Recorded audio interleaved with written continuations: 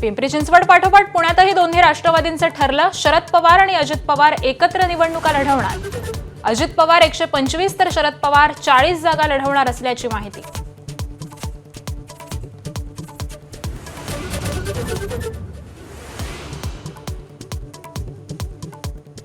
मुंबईत युतीच्या घोषणेपूर्वीच भाजपचे 100 उमेदवार जाहीर. नवनाथ बन, तेजिंदर सिंग तिवाना, तेजस्वी घोसाळकर आणि नील सोमय्यांना संधी.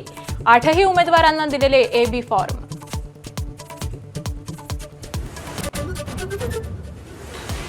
ठाकरेंच्या शिवसेनेकडून 28 उमेदवारांना AB फॉर्म सुपूर्द. आमदार सुनील प्रभूंचा मुलगा अंकित प्रभू, सुप्रदा फातर्फेकर, सबा हारून खान, झीशान चंगेज मुलतानी ठाकरे गटाचे उमेदवार.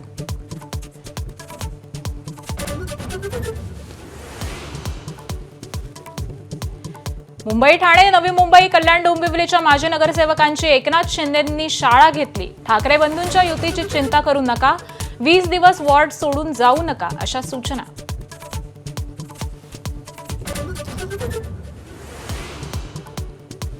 शरद पवार आणि अजित पवार आज पुन्हा एकाच व्यासपीठावर. वसंतदादा शुगर इन्स्टिट्यूटची सर्वसाधारण सभा.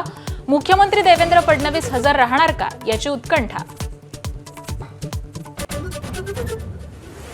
राज ठाकरे आणि मनसैनिकांना देणार निवडणूक कार्यक्रम. मुंबईत पदाधिकाऱ्यांच्या मेळाव्यात करणार मार्गदर्शन. बंडखोरी टाळण्यासाठी करू शकतात भावनिक आवाहन.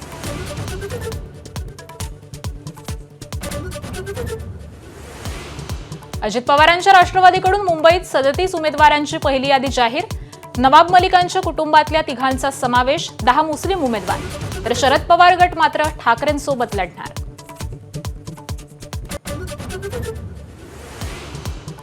अकोला, अमरावतीमध्येही महायुतीचं जुळेनाश. चर्चेच्या गुऱ्हाळाला कंटाळलेली शिवसेना अजित पवारांच्या राष्ट्रवादी सोबत जाण्याची शक्यता.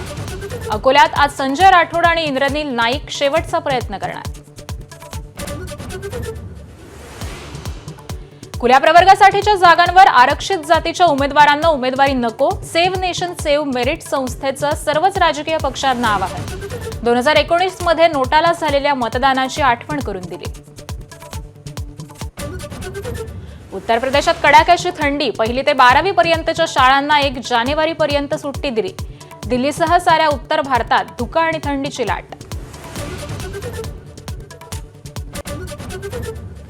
स्मृती मानधना आणि